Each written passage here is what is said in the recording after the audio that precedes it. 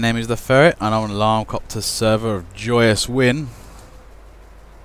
Hello. And it's good to have you back, man. I missed you yesterday. I mean, you know, I like a double commentary nights because I get to talk to somebody, we have a little bit of banter, and, you know, it's a little more comfortable, that's all. But anyway, today we're on Gorge. You know, I quite like Gorge. I find it a really fun little asymmetrical map, good attack map, and it's a big old map as well. I'm not sure the history of it. I don't know if it was originally meant to be 5 Gorge, or was it actually Gorge? I don't know. I think, as far as I'm aware, I think it was Gorge to begin with. Purely because, like, when the first maps all came out, they were pretty much all attack defend, and there was, like, no other alternative. Right, yeah, I think that's the thing. I mean, I do kind of agree. There's a lot of 5 cat maps in the old days. Quite a bit of attack defense, but I mean, I got my own reservation about the 5 Gorge anyway. I think the last respawn room is a bit OP, but you know, anyway, look at teams. Teams looking weird. This should be an interesting game today. And doors open. I'm not sure what's happening with blue team.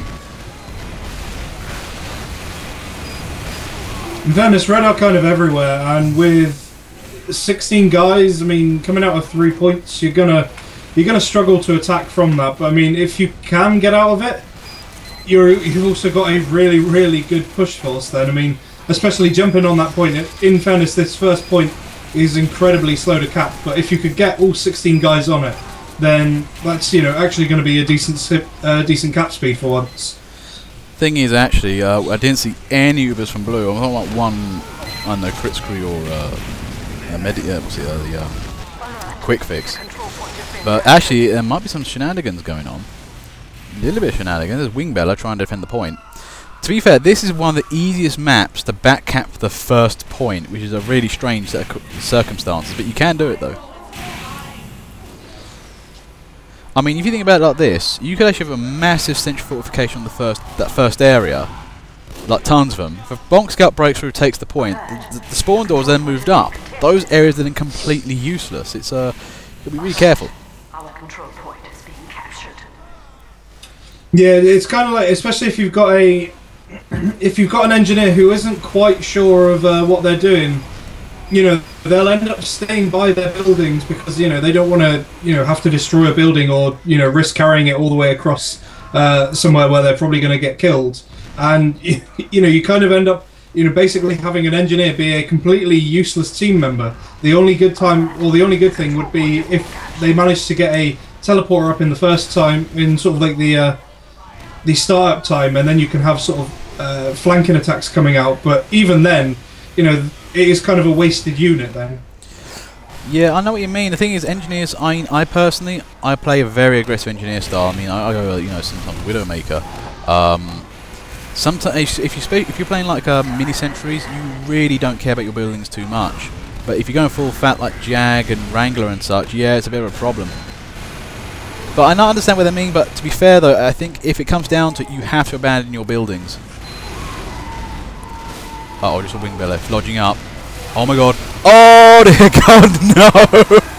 Oh wow, that was that's how you play Backburner Pyro there from Wingbella. Just saw him like flodge up on the top there, jump down and just murderate a ton of people in that room. That was a lovely bit of time in there. Also, is murderate a real word? These like 32-man games have really been working nicely with the flodge. Yeah. Just, you know, the fact that there's going to be, you're kind of guaranteed a good 2 or 3 people bunched up. You're going to get a decent amount of kills. And areas like this, you know, blue really only have one main area that they can come from. I mean, okay, they've got lots of entrances to get into the sort of attacking room, but to get to the final point, they've only really got one main route that a pyro could be in anyway. So anybody coming through there, you're pretty much guaranteed to kill all of them if you've got a good crits flodge going. Yeah, I mean, it's a lovely way you basically stifle traffic coming through. There is another way of coming through, but it's a little bit long-winded. But what I'm saying about Backburner is that it was from behind, it was an ambush. They had no clue. If that was a Backburner Pyro, that would have done the same job relatively. They would have caught most people off by guard. But anyway, though. Thing is though, yeah, this is a map really that's got some lovely flank routes, and especially playing some of the jump class, you can get in behind blue team.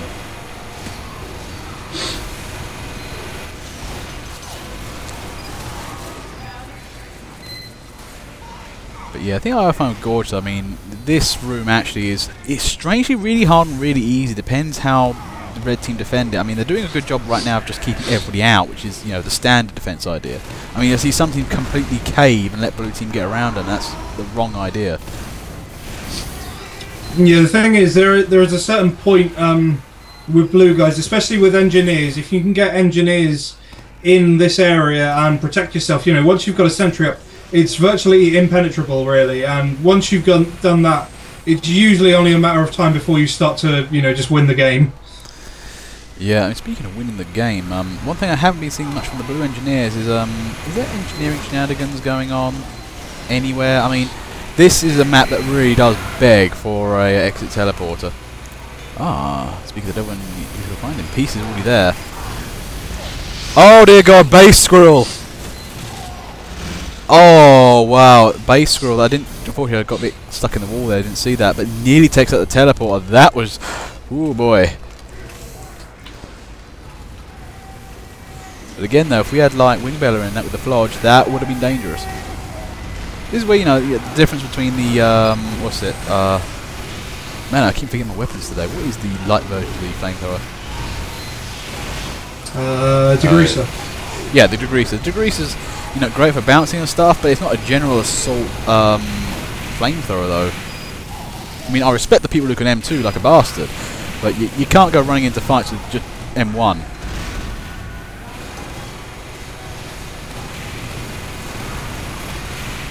Look at the match right now, 8 minutes on the clock. I mean, it's looking tricky here, and I have a feeling, though, that Peace is really holding up the team right now. Yeah, I at the moment, I'm thinking blue can quite easily do this. I mean, there's a red Uber, Rob Royce and Whale coming along, but kind of got nothing to hit, really. I mean, okay, oh, in fairness, though, they did take down 2 medics. That was a bit odd seeing 2 blue medics just hanging around by themselves, but you know, normally that Uber wouldn't have really paid off in any sort of a discernible way. Oh my God, seriously, they are really trying to... Oh, what is this? Oh, crits! Oh no! Oh wow, talk about how to ruin your back attack chance. Like, nah, go away, no, I've got crits. I was expecting some sort of epic, you know, heavy medic battle, but no, I'm in this now. Go home. Get good. Thing is, though, to be fair, I mean, it's all down to the medics, really, in that kind of battle. They do go somewhat underappreciated. Although, to be fair, I think we could give medics their proper due on this server.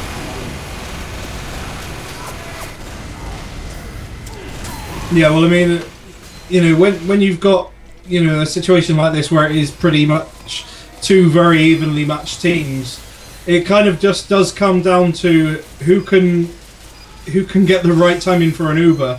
I mean, okay, yeah, we've got an Uber there coming off. Who's that? Tom with the crit streak, but it's not really the best option in here, in my opinion. I mean, just because of the fact that it's so easy for red to sentry up, and you know, they have got sentries that are really causing blue a lot of problems.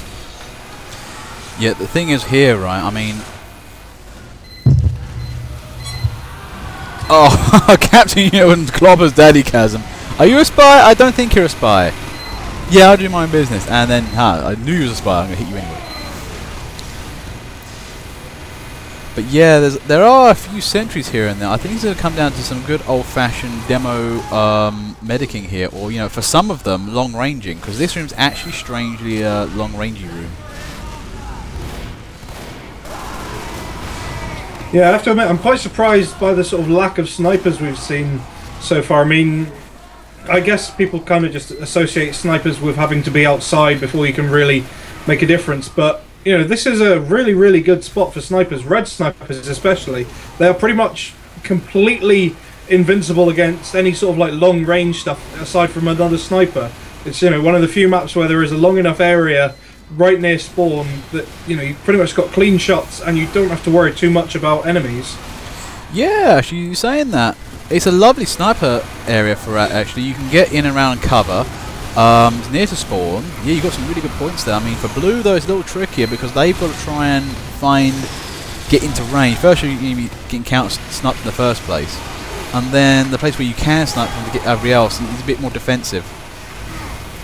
I mean, he's looking at Brand Molvik there. He's really trying, but it's he's trying. He's got very limited access from where he's got. There's Zydrand. I think yes. Okay, here goes the strat at the moment. Oh, is that who I think it is? Oh, it's Chuck Steak. He's back. I haven't seen him in a while. And again, still sporting the excellent headwear, it seems. But anyway, 4 minutes 23, and Red are doing a good job at the moment, actually, of just generally holding everything. Oh, what happened there? I'm not sure what happened. I saw an Uber. I think it died early. I didn't get a chance to get anywhere near that sentry.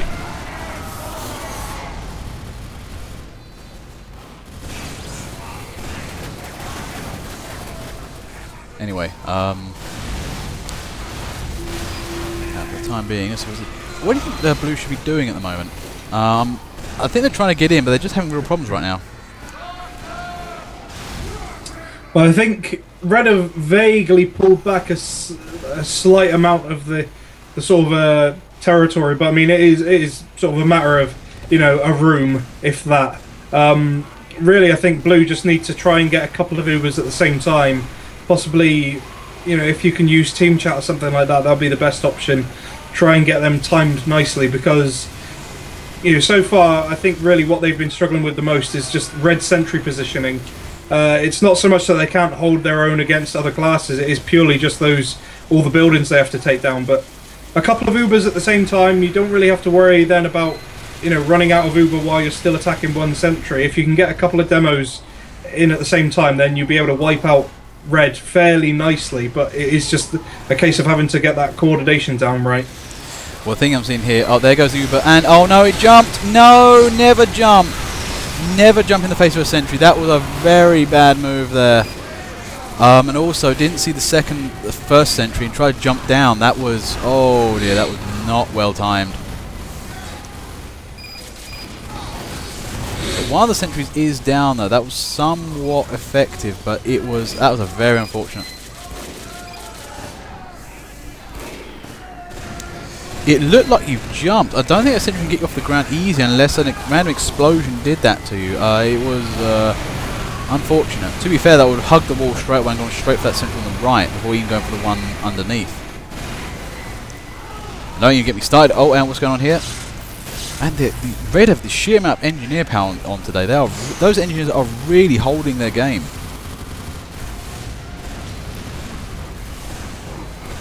As well as that, Red just keep claiming back that upper area.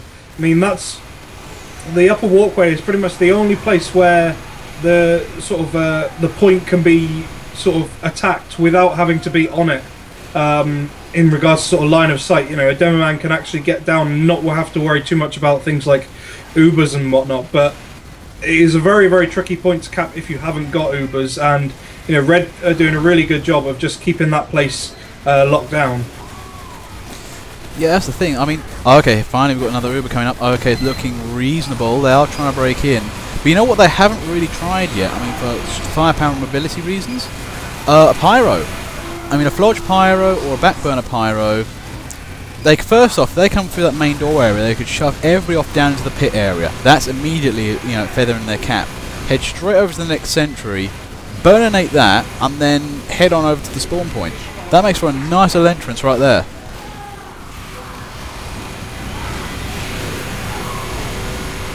Nice team comms there from you know, Scar there, nice work.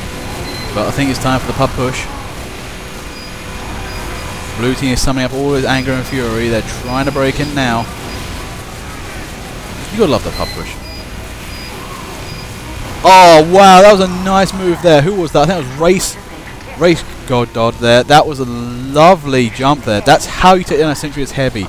Use gravity, get in really close to it really quickly, and annihilate it at close combat.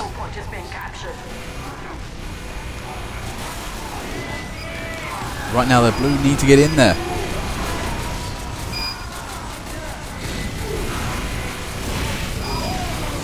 yeah, Reddy's just not letting these guys anywhere near that point at the moment. Yeah, it's just so many red Ubers, and they've been timed a lot better, I think. That blue Uber was a bit late, and yeah, there we go. Nicely defended. Yeah, excellent game.